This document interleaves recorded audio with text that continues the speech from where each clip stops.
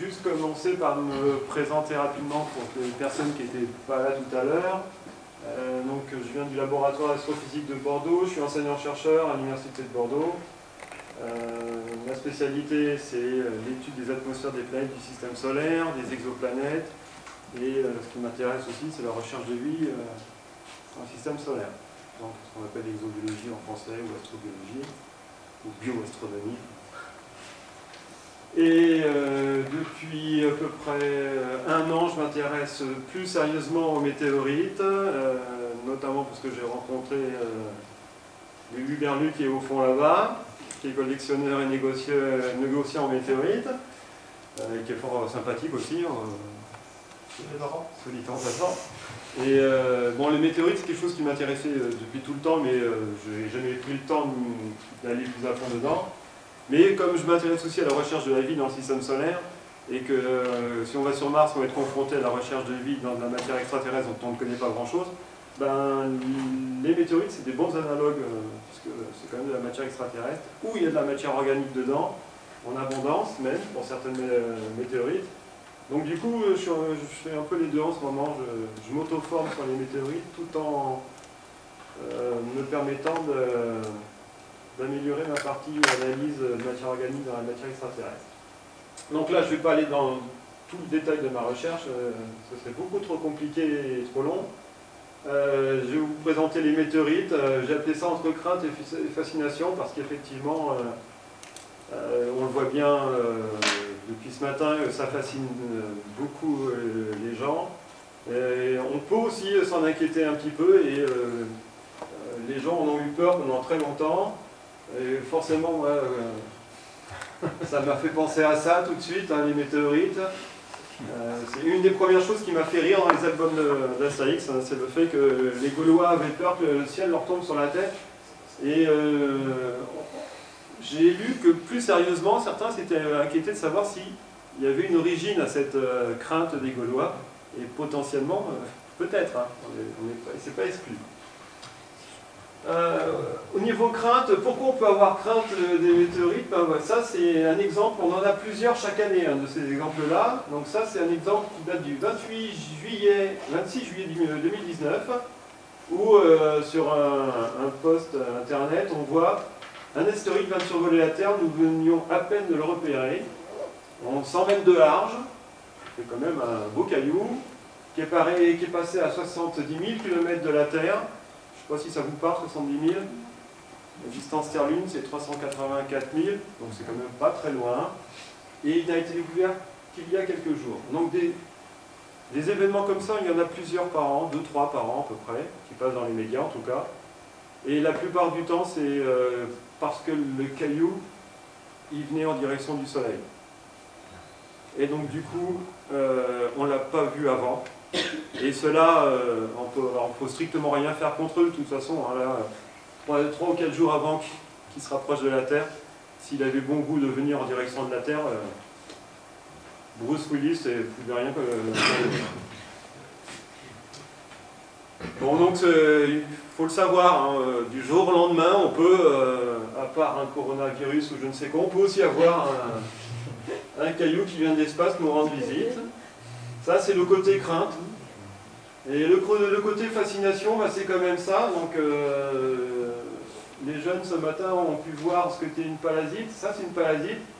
Honnêtement, quand on n'y connaît rien, ça ressemble à une espèce de grosse crotte de mammouth fossilisée. Ça ressemble à rien du tout. Mais une fois qu'on fait une coupe et qu'on met une jolie lumière derrière, ça fait ça. C'est quand même splendide. Hein. Donc là, ce qui est joli en fait, c'est la dichotomie avec l'alliage de fer-nickel qui est tout autour.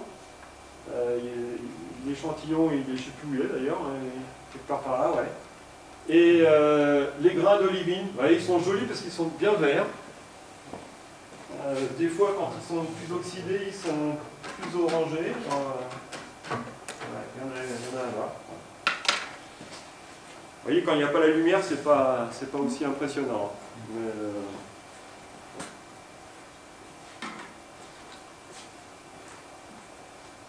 donc là, je vous rappelle juste, l'olivine, c'est un silicate avec du fer et du magnésium. Donc, je vais vous parler maintenant des cailloux qui nous tombent sur la tête.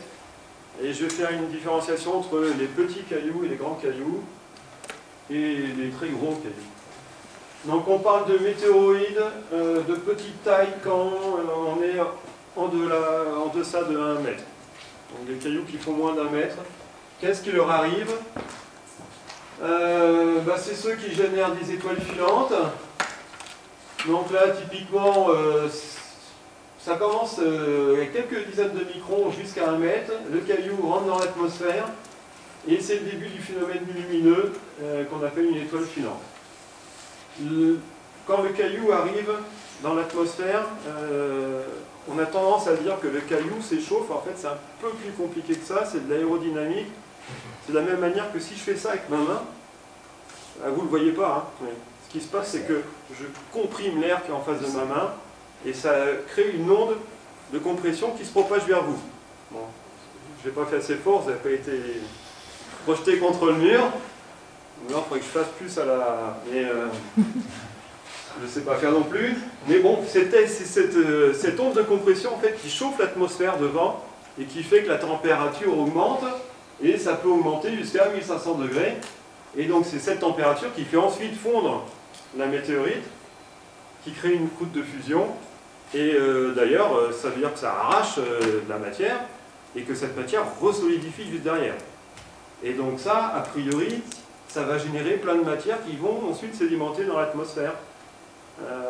On n'en parle pas souvent dans les bouquins, d'ailleurs je le vois rarement évoqué, mais je ne serais pas étonné que ça participe au micrométéorite. Il faut bien qu'elle aille quelque part cette matière. Et donc voilà, ça c'est le phénomène lumineux. Alors le phénomène lumineux c'est aussi un peu compliqué, hein.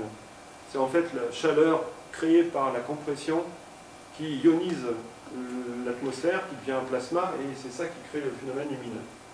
Alors les petits cailloux, on les cherche un peu partout, et jusqu'il n'y a pas très longtemps, on les récoltait essentiellement en Antarctique. Donc ça, c'est des Français qui font ça, notamment.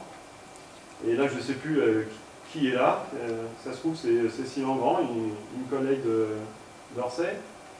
On estime qu'il y a à peu près 40 000 tonnes de matière micrométéoritique qui tombent sur Terre tous les ans. Et évidemment, quand ça tombe partout autour de nous, c'est impossible à récupérer, a priori. Et c'est en Antarctique qu'on les trouve. Alors évidemment, il faut un microscope pour observer ces petits cailloux, puisqu'ils font quelques centaines de microns. Et vous en avez un exemple ici. C'est pas forcément très très joli comme ça.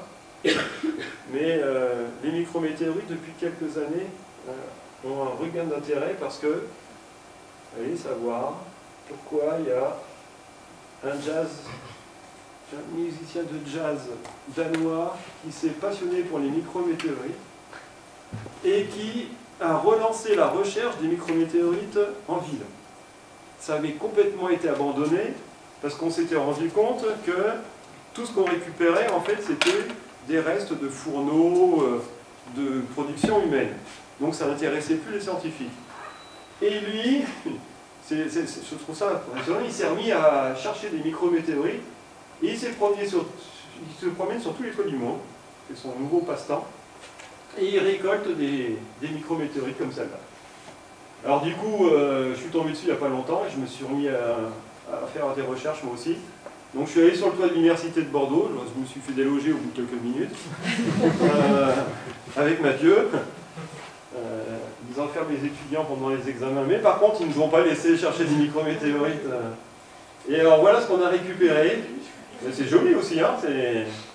Alors ça, je ne pense pas que ce soit une micrométéorite au sens natif, c'est-à-dire un caillou qui vient de l'espace et qui a traversé l'atmosphère en douceur. Ça, c'est plutôt probablement la matière météoritique qui a fondu et qui s'est resolidifiée dans l'atmosphère et qui a fait ces aspects dendritiques qu'on voit ici, là, qui sont très jolis. Bon, on a commencé avec un géologue du labo d'à côté à faire des analyses là-dessus, mais analyser des petits cailloux de 300 microns, c'est pas évident. Surtout qu'on a commencé par du non destructif, et en non destructif, on ne fait pas toujours ce qu'on veut. Hein, donc, bon, on est en train, mais c'est assez amusant en fait, de se rendre compte que sur les toits de nos maisons, on peut récupérer de la matière extraterrestre. Alors maintenant, le plus intéressant peut-être, en tout cas le plus connu, c'est quand le caillou est un peu plus gros. Alors, je vais revenir tout à l'heure. Là, le caillou, il arrive, je peux vous expliquer comment plus tard, mais essayez de retenir ça, entre 12 et 72 km par seconde. Ça fait beaucoup, hein, 72 km par seconde. Il rentre dans l'atmosphère, ça s'appelle un météoroïde au départ. Il va, toujours pour la même raison que tout à l'heure, qu'il y a une onde de compression qui va le faire décélérer et en même temps augmenter sa température. Et au bout d'un certain temps, c'est à peu près vers 30-40 km, il va exploser en plein de petits morceaux qui vont continuer sur la même trajectoire, bien évidemment. Et c'est là qu'on va entendre le grand bang et qu'on va voir l'explosion. Sachant que, évidemment, si vous êtes très loin, vous allez d'abord voir l'événement avant de l'entendre. Ce qu'il faut savoir, c'est que ça peut se voir et s'entendre à des centaines de kilomètres. Il y a des événements où une météorite est tombée en Russie qui ont été vus dans l'Europe de l'Ouest. Et il y a une zone sombre qu'on appelle, là c'est le vol sombre, c'est le météorite a tellement freiné, enfin c'est pas encore une météorite, le météorite a tellement freiné qu'après il est en chute libre. Et on n'a plus de phénomène visuel. Donc c'est un caillou qui tombe, on le perd de vue, on ne sait plus ce qu'il devient. Bon après, si on a eu la chance de filmer ça, on a la trajectoire, donc on sait à peu près où il va tomber. Une fois qu'il arrive au sol, suivant sa grosseur, il fait ou non un cratère. Suivant ce qui s'est passé avant, on peut en trouver une ou quelques dizaines, quelques centaines, voire plus même. Ça dépend vraiment de la masse qu'il y avait au départ, et ça dépend aussi de la nature de l'objet. Les objets ferreux ont tendance à pénétrer beaucoup plus dans l'atmosphère avant d'exploser en morceaux. Alors j'évite quand je fais des conférences générales comme ça de mettre des équations, mais enfin celle-là, je pense qu'elle est quand même bien importante et assez facile. Et puis c'est bien quand quand c'est un public qui est plus large, de montrer qu'avec des équations on apprend des choses quand même. Ça c'est l'énergie cinétique d'un objet. Vous voyez très bien que ça dépend de sa masse et de sa vitesse. Et si vous faites le calcul avec 70 km par seconde et que vous prenez une masse de 1 kg, vous allez vite voir la quantité d'énergie que ça déploie. Et dites-vous que l'énergie cinétique qu'il y a au départ, quand l'objet arrive au sol, c'est un peu ça qui se libère. Donc en première approximation, ça permet d'avoir l'équivalent en bombe atomique, si c'est ça qui vous amuse, ou en kilos de TNT, ou faites ce que vous voulez, mais en tout cas ça donne l'équivalent d'énergie qui va se libérer au moment de l'impact. Et c'est assez faramineux. Alors pourquoi les vitesses vont entre 12 et 72 km par seconde? C'est pas si compliqué, mais bon, il y a quand même quelques notions d'astro qu'il faut connaître. Ça, c'est la trajectoire de la Terre autour du Soleil. On va la représenter comme une droite parce que les échelles sont ce qu'elles sont. Et la Terre est à une vitesse de 30 km par seconde à peu près autour du Soleil. Et là, il y a à peu près deux possibilités, il y a plein de possibilités, mais il y a une vitesse limite pour les cailloux qui est de 42 km par seconde par rapport au Soleil. Pourquoi? Parce que si un caillou a une vitesse plus grande que 42 km par seconde, qu'est-ce qui peut lui arriver? C'est la vitesse de libération du système solaire, donc le caillou, il va tout droit. Donc au maximum, on a du 42 km par seconde. Je ne sais pas s'il y a un rapport avec le 42 que certains connaissent, mais toujours est-il que c'est la vitesse max. Et alors là, il y a deux possibilités. Soit vous prenez le caillou de face, et du coup, il faut ajouter les vitesses pour avoir la vitesse relative, et ça fait du 72 km par seconde. Soit vous êtes rattrapé par le caillou, et vous avez un impact qui est à 12 km par seconde. Donc c'est pour ça que généralement on dit que ça va entre 12 et 72 km par seconde. Et une autre chose, ça vous montre quoi? Ça c'est le côté nuit. Bien évidemment au côté jour, sauf si c'est vraiment un beau bolide, vous ne verrez pas l'étoile filante. Donc les étoiles filantes on les voit côté nuit. Et qu'est-ce que vous montre ce schéma? Qu'il vaut mieux regarder le ciel à 4h, 5h du matin, qu'à 10h, 11h le soir pour voir des étoiles filantes. Donc, plus l'étoile filante, il vaut mieux dormir et se réveiller tôt que faire l'inverse.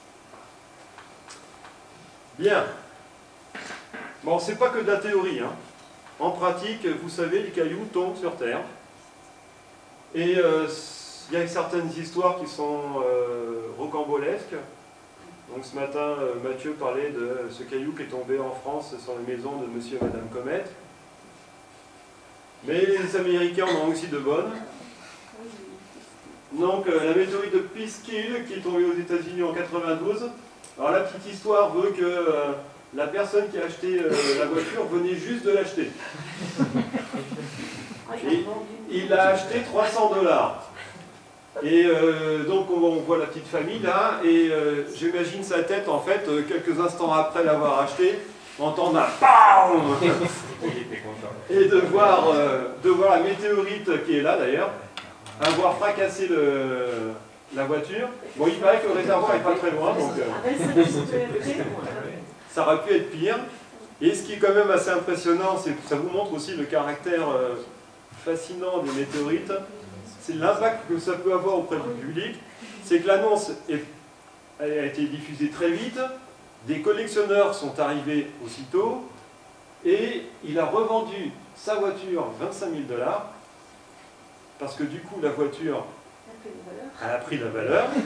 Cette voiture a été, tu l'as vu Je l'ai vue au muséum. Elle a été présentée au muséum, donc elle voyage maintenant la voiture. Et la météorite, il l'a revendue 50 000 $. Donc vous voyez qu'au final, il n'a pas fait une mauvaise affaire sur ce coup. Et si vous voulez acheter un morceau de Peekskill, donc vous voyez, c'est une brèche. En fait, on voit des morceaux de roches qui sont dans une matrice et qui forment une nouvelle roche. Donc les géologues appellent des brèches.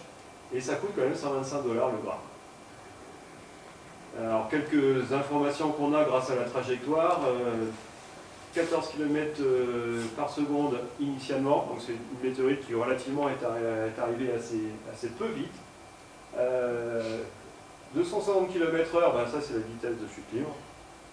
Et la masse était de 12 kg. Bon, je ne sais pas si vous voyez à peu près le caillou là. On ne voit pas très bien, mais c'est une jolie croûte de fusion.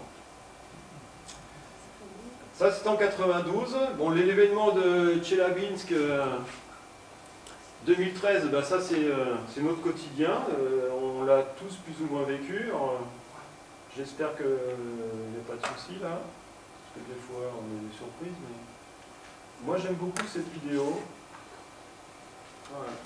Parce que là on est dans. Vous savez qu'il y a des caméras dans les voitures en Russie. Là, le gars, il va ou la dame, hein, va travailler, il est 9h20 du matin, heure locale, et d'un seul coup, le feu est rouge. Hein, et en face de lui, il a ça qui arrive. Il fait quasiment jour d'un seul coup, et pouf, ça explose. Et pim, là on ne voit plus rien. Bon, on ne voit pas très bien, mais les gens continuent à traverser comme si de rien n'était. Ils n'ont pas vu, ils n'ont pas vu. Je ne sais même pas s'ils ont vu ce qui s'était passé. Le feu passe au vert et hop, lui il va tourner comme si de rien n'était. Je trouve ça quand même assez dément. Il était quand même bien positionné. Mais c'est un joli bolide. Hein. Moi, je n'ai jamais vu de bolide comme ça. J'ai vu des petits bolides, mais des comme ça, jamais. Et alors, ce qu'on est capable de savoir à partir des infos sur la trajectoire et de ce qu'on a vu, le caillou, à l'origine, faisait 17 mètres, pas énorme, hein, avec une masse de 10 000 tonnes, une vitesse de à peu près 20 km par seconde, donc assez rapide mais pas trop. Là, on est quand même avec un caillou âgé de 4,45 milliards d'années, donc très âgé. On sait qu'il a explosé à une trentaine de kilomètres d'altitude. Et alors, c'est là que ça fait peur. Hein. Si vous faites de 1,5 de MV carré, c'est ce qu'ont fait les scientifiques hein, dans ces cas-là. De toute façon, 500 kilotonnes de TNT, soit 30 fois la bombe d'Hiroshima. Donc, ça veut dire que ce caillou de 17 mètres a été capable de générer 30 fois l'énergie libérée par la bombe d'Hiroshima. Du jour au lendemain, ça vous arrive comme ça. Alors voilà Elle est jolie, hein, Tcheliabinsk, ce que je trouve quand même. Hein. Ouais. Et un échantillon qui a été récupéré par les Russes. Ils en ont récupéré 53 échantillons pour un total de 650 kg. Alors, vous voyez à peu près le ratio là? 10 000 tonnes, 650 kg. Donc quand une météorite tombe, on en perd vraiment énormément. Donc la plupart se retrouvent en micrométéorites, éparpillées. Et d'ailleurs, on n'en parle jamais. Alors cette météorite, elle n'est pas passée inaperçue hein, pour plusieurs raisons. Ça, c'est pas la météorite qui l'a faite de manière directe, ça c'est l'onde de choc simplement, qui s'est propagée, qui a fracassé un mur. Par contre, ce qui moi m'a impressionné, c'est des images où on voyait des fils, des queues monstrueuses de Russes, des centaines de Russes, faire la queue devant les hôpitaux, et étaient tous coupés par des débris de verre comme ça. En fait, l'onde de choc a fracassé toutes les vitres, et plein de gens ont été blessés par coupure. 90 km autour. Bon, alors maintenant, est-ce qu'il faut craindre ce genre d'événement? Ben, la preuve, ça arrive. Mais l'estimation, c'est 1 tous les 100 ans. Donc, si vous faites confiance aux probabilités, la prochaine fois, ça sera dans une centaine d'années. Alors, les Russes sont habitués du phénomène, parce que c'est l'événement dont tout le monde parle, et c'est difficile de ne pas en parler, parce que c'est un événement qui a eu lieu en 1908. Il y a visiblement encore un peu de littérature sur le sujet et la compréhension du phénomène n'est pas totale, loin de là. Donc le caillou, là, il plutôt une centaine de mètres, hein, voire 200 mètres, avec une masse de 62 000 tonnes, donc beaucoup plus que tout à l'heure, avec une énergie libérée potentiellement de 1000 fois la bombe d'Hiroshima. J'ai un peu de mal avec ces chiffres, hein, à chaque fois ça me surprend, pourtant les calculs c'est facile à faire. Et on n'a rien récupéré pour l'instant au niveau de matière météoritique. J'ai trouvé une revue, un article qui dit que potentiellement dans une brèche d'impact il y aurait eu peut-être de la matière météoritique. Ce qu'on sait en tout cas c'est que ça a dévasté les forêts sibériennes sur 2000 km² et que l'explosion s'est entendu jusqu'à 1500 km de l'impact. Donc c'est un événement qui a eu lieu en Sibérie et en France on l'a très bien entendu. Donc là la probabilité d'un tel événement c'est 1 tous les 1000 ans. Bon. En 2908, je ne sais pas ce qui restera de notre civilisation, donc on ne va pas s'en inquiéter. Donc tout le monde connaît cette histoire de disparition des grands dinosaures et que ça serait lié soit du volcanisme, soit à une météorite, potentiellement les deux, sachant qu'un gros impact sur un endroit de la Terre de toute façon génère du volcanisme à l'antipode, donc tout peut être lié. Le cratère aurait été trouvé dans la péninsule du Yucatan.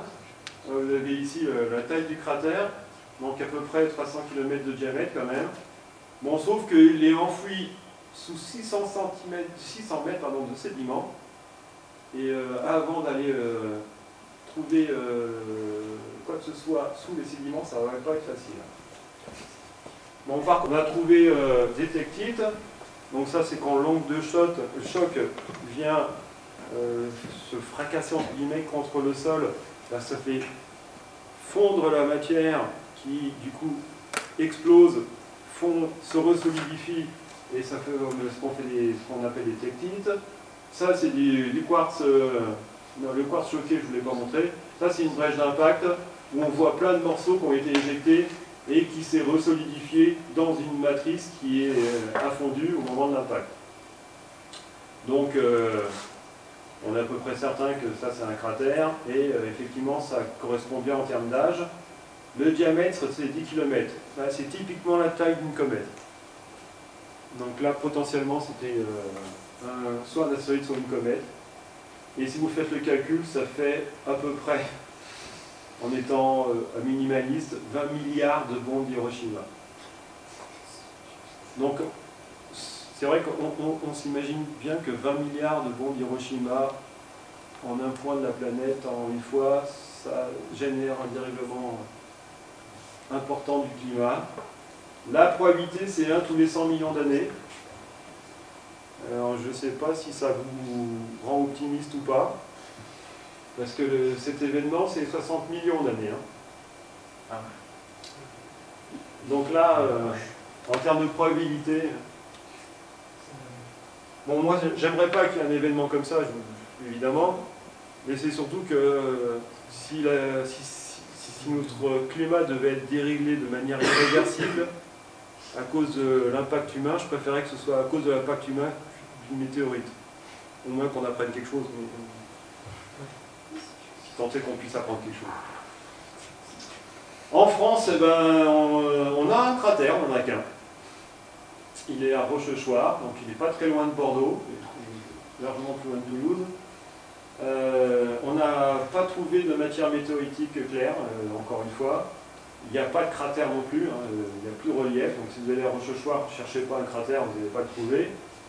Par contre, il y a des jolies brèches d'impact. Ça, on en trouve un peu partout. Il y a des bâtiments qui sont construits avec des brèches d'impact de Rochechouart. Là, on a une taille intermédiaire, hein, 1 km par rapport à tout à l'heure. Alors, ce qui est intéressant quand on est astronome, c'est de savoir, ou astrophysicien, c'est de savoir d'où viennent ces objets. Ils viennent des petits corps du système solaire. Il y a eu une conférence de Yakuza il n'y a pas longtemps, si j'ai bien compris. Moi, quand j'ai vu cette photo pour la première fois, ça m'a surpris, mais j'avais vu tellement de photos d'astéroïdes que ça ressemblait à rien pour moi. Et notamment, là, c'est tout lisse. On a vraiment l'impression que ça a refondu, que ça s'est resolidifié. Et il n'y a pas si longtemps que ça, parce qu'il n'y a quasiment pas de cratère. Et ça fait comme une comète presque. On pourrait s'imaginer que c'est un noyau cométaire. Enfin, bref. Donc ça, c'est un astéroïde qui croise l'orbite de la Terre de temps en temps. Il n'est pas si dangereux que ça apparemment. Alors, d'où viennent tous les cailloux qui tombent sur Terre? On va venir voir ça en particulier, mais il y a plusieurs familles de cailloux. Il y a la ceinture d'astéroïdes qui est ici, entre Mars et Jupiter. Il y a la ceinture de Kuiper. Il y a tous les cailloux qui sont dits astéroïdes de type Chiron, qui sont entre les planètes géantes. Et puis il y a aussi toutes les comètes. Donc on va y revenir un peu plus dans le détail. Alors pourquoi ces cailloux tombent sur la Terre? Donc ça, c'est un graphe qui vous montre la distance des objets en unité astronomique au Soleil. Donc là, vous avez l'orbite de Mars, l'orbite de Jupiter, et ça, ce sont la densité, c'est la densité d'astéroïdes qu'il y a en fonction de la distance. Et ce qui est remarquable, ce qu'un Américain qui s'appelle Pierre Coud avait noté dans les distributions des astéroïdes, c'est qu'il y a des endroits où il n'y a pratiquement plus rien. Et c'est pas un hasard, on a compris pourquoi maintenant. Ça correspond à des résonances orbitales. Par exemple, la résonance de 1, ça veut dire que ce caillou fait 2 fois le tour du Soleil quand Jupiter en fait exactement 1. Là, la résonance 4,1, c'est le caillou qui est là fait 4 fois le tour du Soleil quand Jupiter fait un tour du Soleil. Et le fait que ces objets reviennent périodiquement en interaction forte avec Jupiter, ça les déstabilise, et donc ils quittent leur orbite, et là, tout peut se passer, mais généralement, ils vont vers le système interne. Et ces lacunes, en fait, c'est l'emplacement de tous les cailloux qui étaient là avant et qui sont allés dans le système interne, entre autres, et qui ont bombardé Mars, la Terre, Vénus et Mercure, ou qui sont tombés sur le Soleil. Au-delà de la ceinture astéroïde, il y a les centaures, c'est tout plein d'objets qui ne sont pas très bien connus, hein, qui sont dans les orbites comprises entre Jupiter et Neptune. On n'en a pas découvert tant que ça parce qu'ils sont très difficiles à détecter. D'ailleurs, on ne sait pas trop s'il y en a beaucoup. Le plus gros, c'est Charikot, qui a une taille de 300 km, et c'est le plus gros qu'on connaisse. Alors là, le problème de ces cailloux, c'est qu'ils sont entourés de 4 planètes géantes. Donc on estime que, enfin en tout cas les calculs de dynamique montrent qu'ils n'ont pas des orbites très stables. Et ça se trouve, on n'en connaît pas beaucoup aussi parce qu'il n'y en a plus beaucoup. En tout cas, c'est une zone d'où les cailloux peuvent partir assez facilement et venir bombarder le système interne. Ensuite, vous avez les comètes. Alors, des comètes, il y en a de toutes sortes. Il y a les comètes à courte période qui orbitent autour du Soleil et qui viennent voir la Terre tous les ans, par exemple. Il y a celles qui viennent voir la Terre avec une échéance plus ou moins longue, Halley 76 ans. Et puis il y a des événements fortuits qu'on ne prévoit pas du tout. Et alors évidemment vous êtes jeunes pour la plupart, mais il y en a d'autres qui ont connu Hale-Bopp et Hyakutake, deux monstrueuses comètes qui sont monstrueuses par leur taille visuelle, sinon c'est des noyaux de 10 km à peu près. Moi je me rappelle de Hale-Bopp, dans la campagne bordelaise, qui est quand même pas un phénomène qui est quand même pas super belle, hein, ça prenait tout ça dans le ciel. Et je sais pas, tu l'as vu dans de bonnes conditions hein. Moi j'avais 6 ans quand je l'ai vu. Ouais, donc tu t'en rappelles ou pas? pas? Dans la campagne bordelaise aussi. Ouais, elle était magnifique. Je me rappelle dans l'observatoire de Vert, elle se reflétait dans la coupole de l'observatoire. Ouais, c'est monstrueux, hein, c'était super beau. Et ce qui est surprenant, c'est qu'en fait ces objets-là, ils arrivent, on ne savait pas qu'ils existaient avant qu'ils arrivent. Donc ils viennent de très très loin. Et alors évidemment, du coup, on ne peut pas connaître leur trajectoire et anticiper quoi que ce soit. Donc ils viennent nous rendre visite. Les astronomes n'attendent que ça, d'en voir une nouvelle. Vous voyez les périodes, bon maintenant elle s'est stabilisée sur une orbite à 70 000 ans. Donc on ne la verra plus. Enfin, en tout cas pas nous. Et alors d'où vient cette comète Hyakutake? On pense qu'elle vient de ce qu'on appelle le nuage de Oort, qui est en fait un nuage sphérique qui entoure le système solaire, qui contiendrait des milliards de comètes. J'ai déjà entendu le nombre 10 puissance 13 comètes, qui est au-delà de l'héliopause. Et donc ces objets, ils sont, vous le voyez, à peu près à 50 000 UA du Soleil, de la Terre, pareil, du coup. C'est-à-dire qu'on n'est pas loin de l'année-lumière. Et comme les étoiles les plus proches sont à quelques années-lumière, ça veut dire qu'elles subissent l'interaction gravitationnelle des étoiles les plus proches. Et donc on pense que c'est à cause de ça que certaines de ces comètes sont déstabilisées dans leur orbite et viennent du coup dans le système interne. Donc ça, c'est des événements qui peuvent arriver n'importe quand et qu'on ne sait pas prédire. Ça, c'est des petites surprises du système solaire. Alors quand tous ces objets changent d'orbite, ben, ça fait des dégâts. Bon, vous connaissez bien les cratères lunaires, il y en a partout des cratères, donc bon, on sait ce que ça fait.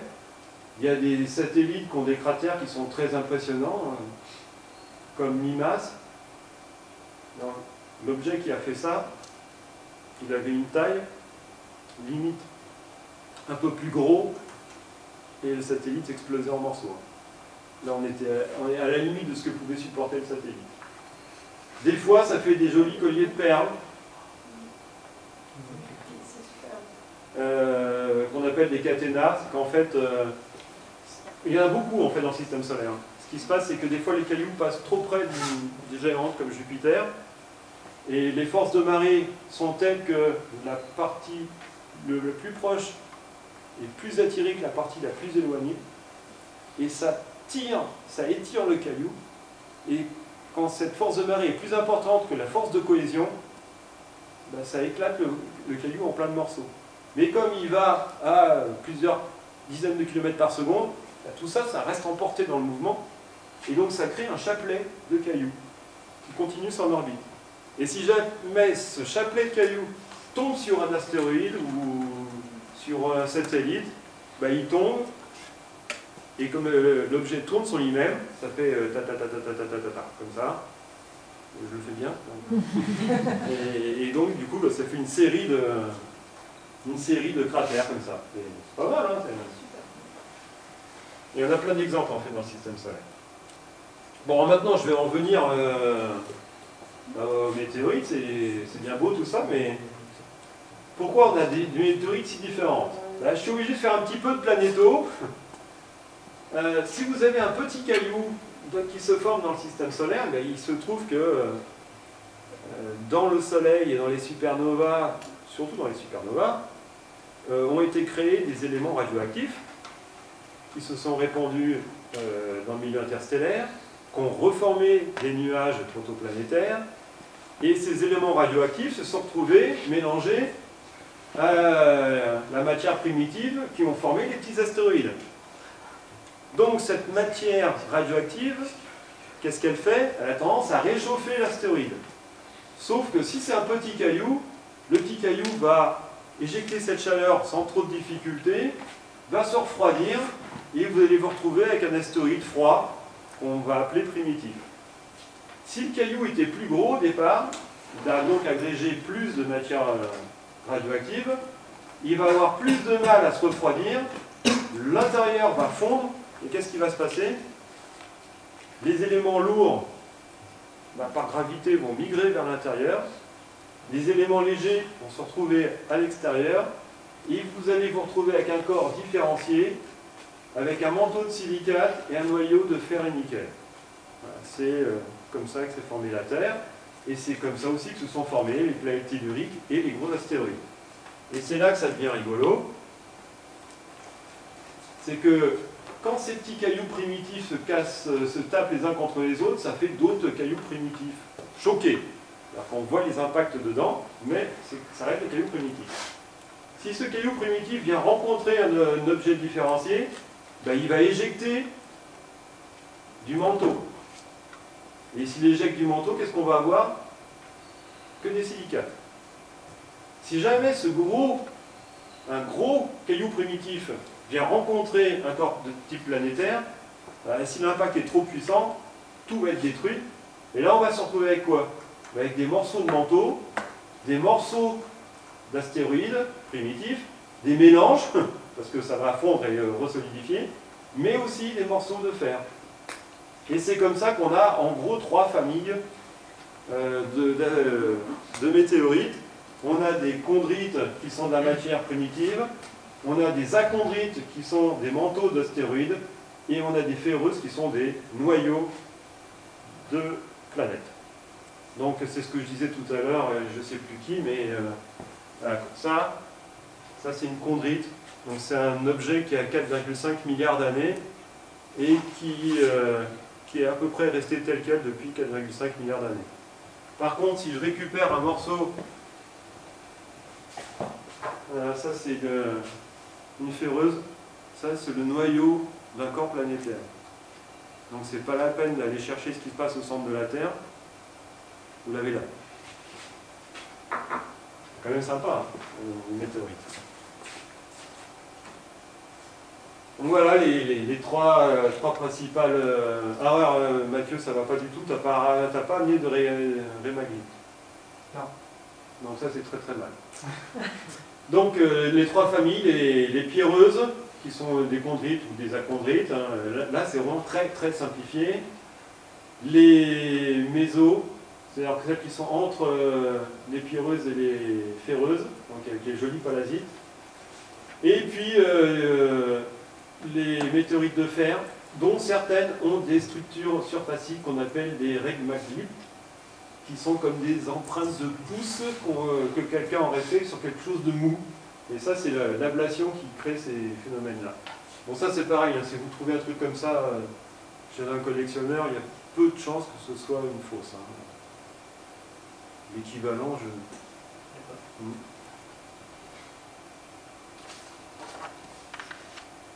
Alors, vous voyez aussi les pourcentages. Nous, on ramasse essentiellement des météorites de pierre. Alors, si je regarde maintenant un peu plus dans le détail à quoi correspond une météorite, donc, quand on a une météorite entière, c'est intéressant parce que ça vous raconte l'histoire de sa trajectoire dans l'atmosphère. On voit les parties qui ont fondu, on voit les parties qui sont restées éventuellement derrière. La trajectoire, on peut la deviner quand on fait de l'aérodynamisme. Donc ça, c'est sympa d'avoir une pierre entière. Moi, quand j'ai une pierre comme ça, moi je suis frustré, parce que j'aimerais bien savoir ce qu'il y a dedans. Donc quand on la découpe, on a ça, là, les super échantillons que Mathieu a amenés, avec cette superbe chondrite, que je trouve vraiment très jolie là, pour le coup. Et donc on a plein de chondres à l'intérieur. Donc il y a des chondres, et là vous voyez ces espèces de taches un peu bizarres. Ça c'est ce qu'on appelle des CAI, c'est des inclusions riches en calcium et aluminium. Ça c'est de la matière primitive, c'est même la première matière qui s'est solidifiée dans le système solaire.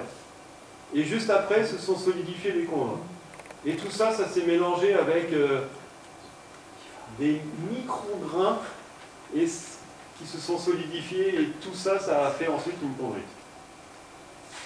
Ça, c'est une météorite de Mathieu que j'ai analysée il y a quelques temps. La photo n'est pas très bonne, là. Mais on devine tous les petits points brillants, là, que vous avez pu voir sur les échantillons. C'est des grains de fer. Alors comment on différencie les météorites? Croûte de fusion, on peut se laisser avoir par certains échantillons. La densité, hein, l'impression d'avoir une pierre qui est plus lourde que ce qu'elle semble montrer, ça c'est important, parce qu'il n'existe pas beaucoup de pierres avec une telle densité sur Terre. Si vous approchez un aimant, effectivement, les météorites contiennent du fer, donc ça marche. Mais attention, c'est pas parce que ça attire un aimant que c'est forcément une météorite. On peut deviner des veines de choc par moment, mais ça, c'est pas sur toutes. Et puis ces petits grains métalliques qu'on appelle les chondres et qu'on devine. Donc là, sur cette pierre, je peux faire passer. Là, sur cette pierre, si vous regardez, il y a des petits grains qui brillent et qui paraissent, même sur la. Alors sur ce côté-là, ils ne brillent pas forcément, mais par contre on les devine, on devine un peu. Donc ça c'est assez typique des météorites. Alors après il y a des météorites qui ont des particularités. Bon, celle-là avec les raies de Magritte, c'est un nom un peu compliqué. Faut le prononcer plusieurs fois avant d'y arriver. Et ça c'est lignes de fuite qui sont très jolies aussi. En fait, on s'est rendu compte que les météorites, certaines en fait tournaient sur elles-mêmes dans tous les sens, certaines tournaient sur elles-mêmes suivant un axe de rotation, et d'autres pénétraient l'atmosphère en ne changeant pas d'orientation, et du coup ont des lignes de fuite qui sont très marquées comme ça. Et ça, c'est les figures du Wilhelmsthaten dont on a parlé tout à l'heure. Certaines météorites de fer, on sent les craquelures effectivement qui apparaissent là. Donc là, vous avez une jolie. Bon, Mathieu a mis de beaux spécimens. Hein. On trouve pas ça facilement. Hein. Des superbes belles figures du Wilhelmsthaten. En fait, quand vous prenez une météorite de fer et que vous l'attaquez à l'acide nitrique, ces figures ressortent.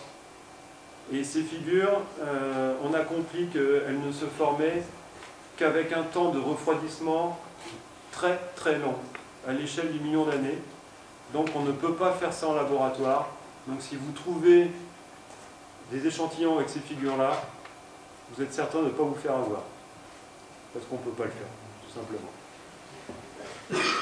Alors il y a même des météorites qui montrent des figures sans même les attaquer à l'acide.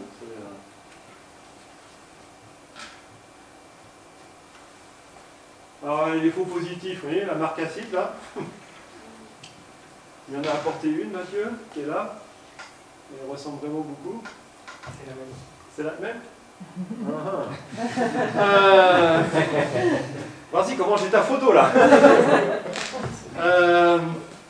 Les rejets de bas fourneaux, effectivement, hein, on m'a déjà apporté des rejets de bas fourneaux en me demandant si c'était des météorites. Alors il y en a un là, si ça vous amuse, où est-ce qu'il est? Il est là, voilà. Un joli rejet de bas fourneaux. L'hématite, vous voyez, quand l'hématite, elle a ça qui n'est pas évident, c'est que des fois, il y a des hématites avec des jolies faces bien lisses, qui ressemblent presque à de la croûte de fusion. Donc, il a aussi amené de l'hématite. Bon, là, ça fait un aspect trop de crocodile. Hein. Ah, on voit bien. Ça marche bien comme ça? Avec la lumière, ça ressort super bien. Et ouais, donc ça, il y a beaucoup de fausses météorites et je me suis abonné à un groupe Facebook grâce à Mathieu et le nombre de gens qui postent des photos en se demandant si c'est des météorites et ces trois-là ressortent quasiment systématiquement. Et ce qui est intéressant aussi, du coup, parce qu'on a des spécialistes qui sont capables de dire tout de suite aux gens, non, c'est pas une météorite. Alors, où est-ce que vous allez trouver des météorites? Bonne question. Bon, déjà, 70% tombent dans les océans, donc on a une perte colossale. Vous avez le choix entre les déserts froids ou chauds. Alors, les déserts froids, l'Antarctique, c'est un domaine réservé aux scientifiques, donc vous n'arriverez probablement pas à vous poser en Antarctique, chercher des météorites à repartir tranquillement. En tout cas, vous n'avez pas le droit. Les déserts chauds, et bien maintenant, il n'y a pas beaucoup de déserts chauds, vous pouvez vous promener calmement. Et effectivement, l'Algérie interdit tout export de n'importe quoi comme cailloux. Le Maroc, ça va bientôt être le cas, ou c'est déjà le cas. C'est déjà un peu le cas. Ouais, je n'ai pas très bien compris. Toujours est-il que j'ai vu effectivement qu'il y avait des mesures qui étaient prises. Sauf accord commercial. Je n'ai jamais entendu parler de la Tunisie. Excuse-moi, il n'y avait pas un grand marché aux météorites? Ah ben, là c'est Mathieu qui peut répondre. Oui, il y a un énorme marché avec les Marocains. Oui, mais il y a un lieu où il y a une fois par an, je crois, un grand souk avec donc tous les Bédouins qui se rassemblent. Il y a des dizaines de gens et chacun apporte ses météorites. Je ne sais pas ce que ça va devenir. Ils le font plus souvent maintenant qu'une fois par an, ils le font beaucoup de fois par an. Oui, oui. Et après ils exportent ça, comme j'ai dit, ça va être fermé sauf accord commercial avec des chasseurs sur place. Ah. Donc où on négocie le prix de la météorite, puis après c'est exporté. Mais peut-être que le Maroc va finalement fermer les frontières pour l'exportation de météorites, puisqu'on touche quand même un patrimoine qui est important de météorites et donc qui a une valeur scientifique importante aussi. Aussi bien pour nous, pour les laboratoires de France, mais aussi d'Europe, mais aussi pour les laboratoires du Maroc qui s'intéressent. Est-ce que ça va faire monter le prix de la NWA? C'est bien possible. Ah bah, Certainement. C'est bien possible. peut-être, hein. Eh oui. Alors, pourquoi les déserts? Parce qu'évidemment, cette photo est assez représentative. Hein. Si vous avez un peu le coup d'œil, déjà, si vous êtes un peu habitué, vous savez que le cerveau est très très fort. Hein. Notre cerveau filtre une quantité d'informations qui est faramineuse. Donc pour reprendre un exemple qui va plaire à l'étudiant de bio, avant que je m'intéresse aux oiseaux et avant que je m'intéresse aux papillons, je ne voyais rien. Et le jour où je me suis intéressé aux oiseaux et aux papillons, je les voyais partout et en plus j'étais capable de les identifier. Ce qui veut bien dire que notre cerveau, quand il ne s'intéresse pas à quelque chose, il filtre. Et donc quand vous avez ça en tête après, je pense que ça saute tout de suite. Hein. Et pareil, sur la glace, bon, en plus les glaciers, ils ont tendance à s'arrêter au niveau de certaines montagnes, du coup à remonter. Et les Américains ont trouvé des endroits où il y avait des dizaines et des dizaines, des centaines de cailloux qui étaient des météorites qui remontaient près des montagnes. Donc, alors ça veut dire qu'il y en a partout sur Terre. Mais aller dans la forêt des Landes, chercher des météorites, c'est juste pas possible. Mais j'ai vu des amateurs créer des espèces de... On peut appeler ça des radars en fait. Hein. C'est comme des systèmes de radars. Des grands fils qui émettent des signaux en espérant retrouver des pierres et qui se faufilent à travers les arbres en espérant détecter des métaux en dessous. Donc il y a des amateurs qui ont vraiment le moral. Je ne sais pas quel est leur taux de réussite, mais... Sur la météorite de Saint-Aubin, ça a été 100% de réussite, hein, parce qu'ils ont trouvé les 2 tonnes manquantes au final. À quelle profondeur tu sais? Pas du tout. Et il faut que je demande à Pierre Antonin, donc c'est le principal découvreur de la météorite de Saint-Thomas, enfin la redécouverte de la météorite de Saint-Thomas. Donc c'était en 2018. Dans des champs Dans des champs, ouais. Ouais. Donc je pense que les champs, ça doit c'était être... au-delà du mètre de profondeur. D'accord. Au-delà du mètre de profondeur. Par contre, si tu fais ça à Verdun, je te dis pas... La prospection à Verdun est non autorisée. Bon alors, une des raisons qui rend les gens un peu fada au niveau des météorites, c'est leur coût. Ça, c'est une météorite que m'a vendue Mathieu. Une chondrite ordinaire, le prix... Tu peux aller vendre du prix là? Ouais, je crois bien. Tu t'es fait avoir. 1 euro le gramme, donc c'est effectivement à peu près l'ordre de grandeur. Sachant que ça, c'est plus 70% des chutes de météorites pierreuses. Ça ressemble pas à grand chose quand on n'est pas habitué. Et c'est ça que je disais tout à l'heure. Peut-être dans les collections de géologie, il y a des cailloux comme ça qui traînent. Et qui ne ressemblent pas à grand chose de connu sur Terre, mais qui ressemblent un petit peu, parce que ça ressemble en fait de la croûte terrestre, mais ça n'en est pas. Et ça, c'est un petit échantillon de 17 grammes que m'a prêté Mathieu. Il n'était pas certain de s'être fait avoir, donc j'ai fait des analyses dessus, et il l'a acheté à peu près 100 € le gramme. Et si vous tombez sur une météorite martienne, c'est 1000 € le gramme. Ouais. Et évidemment, vous vous rendez compte qu'un caillou qui fait 1 kilo, vous avez 1 million dans la main. Donc ça excite certaines personnes. Hein. Bon, après, moi, d'un point de vue scientifique, le prix, je m'en fous un peu.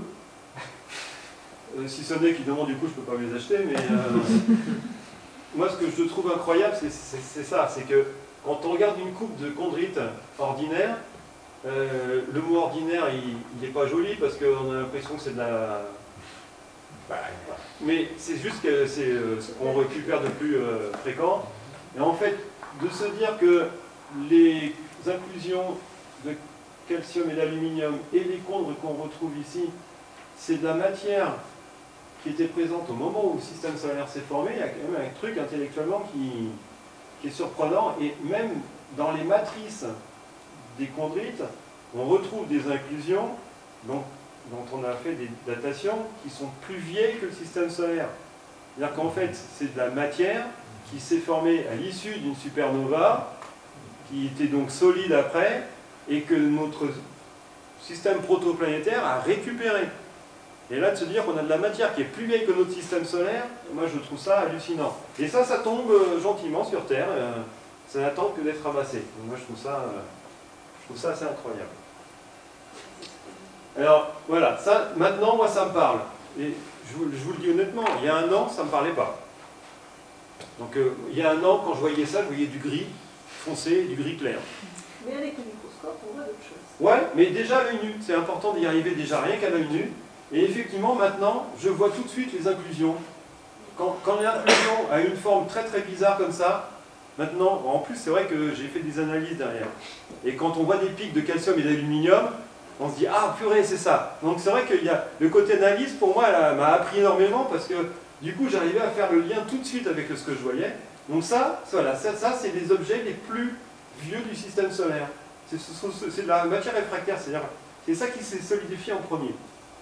Tous les chondres ici, il y en a toutes sortes. Ça c'est un météorite Allende. Alors, j'ai pas encore tapé dans chacune des chondres individuellement, mais je vais le faire. C'est juste l'histoire qu'il faut que je motive tous mes collègues. Parce que moi je suis astrophysicien, j'ai accès à rien. J'ai que des ordinateurs, donc il faut que je motive mes collègues pour faire des analyses avec eux. Mais j'ai envie de taper, parce qu'on sait que les chondres sont tous différents individuellement. Et ils ont c'est essentiellement des types d'olivines avec des proportions différentes de fer et de magnésium. Et alors, donc là vous aviez les chondres, là vous avez les CAI, et les zones métalliques, on les voit pas trop là en fait. Voilà. Peut-être une là ici, bon, quand il n'y a pas la couleur c'est pas toujours évident. Là peut-être ça aussi parce que c'est quand même une forme un peu bizarre. Et donc là, la matrice c'est fait de quoi? D'une certaine manière, c'est aussi des conves, mais c'est de taille micrométrique là pour le coup.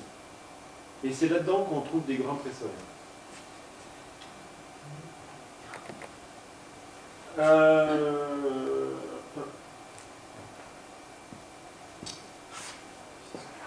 Elle est où ton écrite? Là, dans la box noire. À gauche. Il faut. Alors, je vais vous faire passer une écrite. Non, c'est une borne de tout. Ça, c'est... Ah, donc, tiens, si.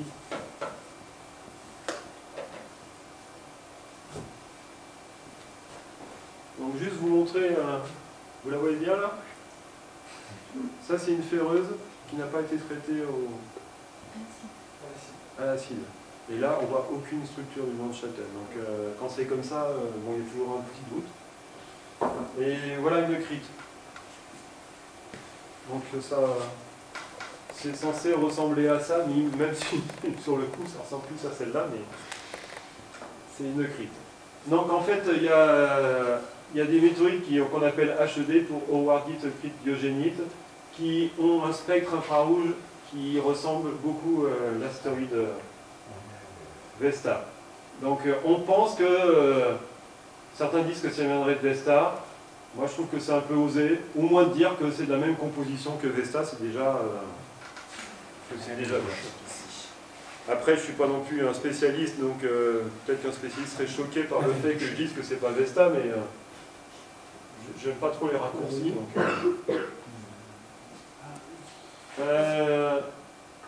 Et alors ce qui est génial aussi, c'est qu'on dépense des milliards pour aller sur Mars.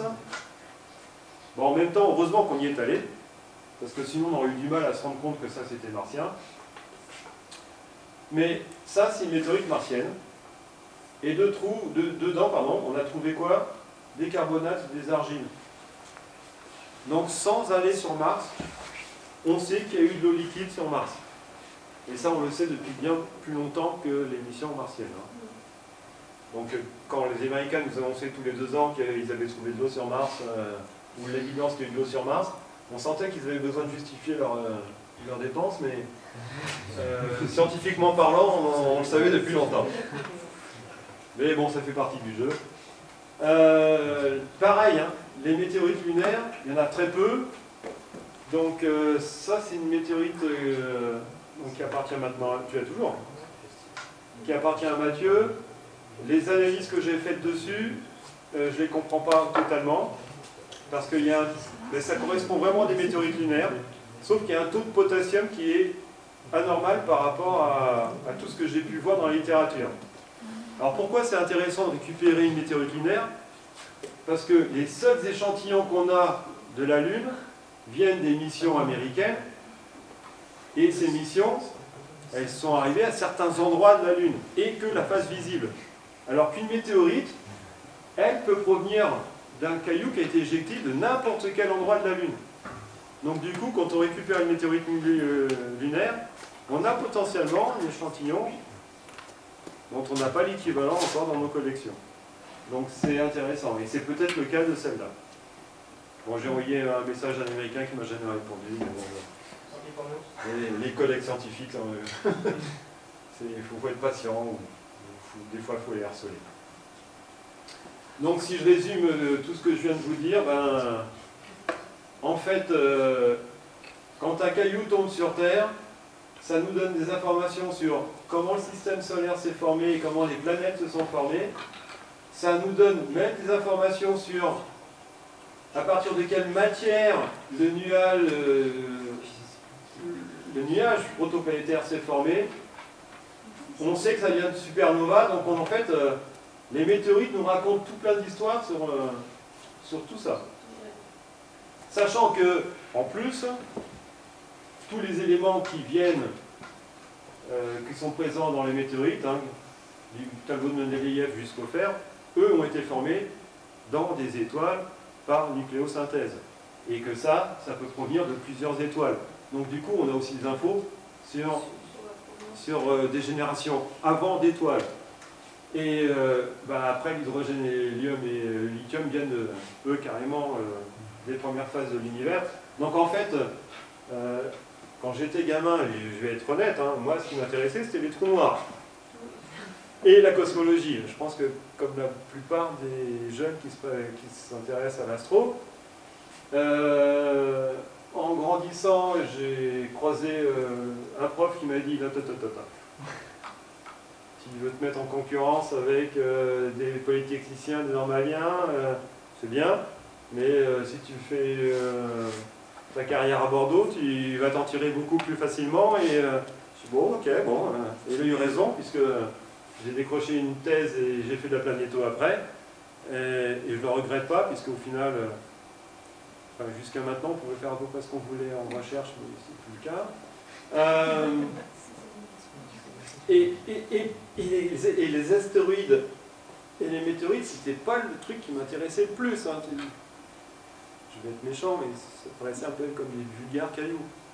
Et c'est maintenant que je prends de la bouteille que je me dis, merde, ces cailloux, ils en racontent tellement sur ce qui s'est passé avant que, bon, il a fallu que je grandisse un peu pour m'en rendre compte.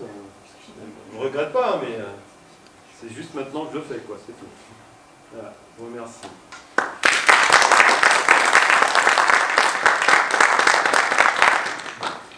Si vous avez des questions, ce sera avec plaisir. Oui. Les grains près solaires égale des nuages moléculaires d'avant l'information. C'est ce qu'on pense, effectivement. Par contre, là, j'ai pas fait assez de biblio et je suis pas certain qu'on ait beaucoup d'informations sur l'origine de ces grains près solaires. Là, je ne saurais pas dire. Mais le simple fait qu'il existe des grains près solaires, ça, c'est oui, je trouve ça vraiment. D'une certaine manière, c'est normal, puisque de toute façon, il fait qu'il y ait de la matière avant, et que ce soit accrété pour former un nuage protoplanétaire, mais le fait qu'on en retrouve des traces quand même dans les météorites, ouais, ça c'est... Mais comment est-ce qu'ils ont réussi à traverser toute la chaudière? Oui, c'est ça qui m'impressionne. Mais ça veut dire en fait que dans le nuage, il y a des endroits qui étaient forcément très chauds, mais aussi des endroits qui étaient relativement froids. Et donc, et comme les objets, potentiellement, ils ont changé d'orbite, et qu'ils se sont heurtés les uns aux autres, on se retrouve avec des cailloux en fait qui sont... C'est pour ça que c'est très compliqué comme matière, c'est parce que les cailloux rassemblent de la matière qui viennent des endroits chauds, des endroits froids. Il y a eu des chocs, il y a eu des mélanges, il y a eu de la refonte et de la resolidification.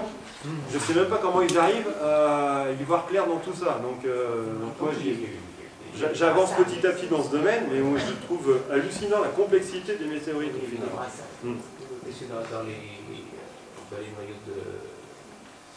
Dans les noyaux de comètes, on trouve des choses qui nous être faites à haute température, qui voisinent à côté des choses qui sont décrites dans les hautes températures, et on se dit et qui viennent de zones qui sont dans les plus froides du système solaire. Donc il y a forcément eu du brassage. Alors ça voyage les cailloux là-bas?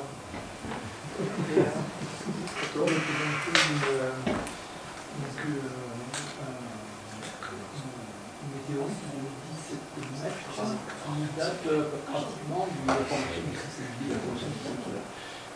Ça veut dire que la matière s'est agglomérée, ça fait 17 mètres, c'est pas... En fait, on pense que...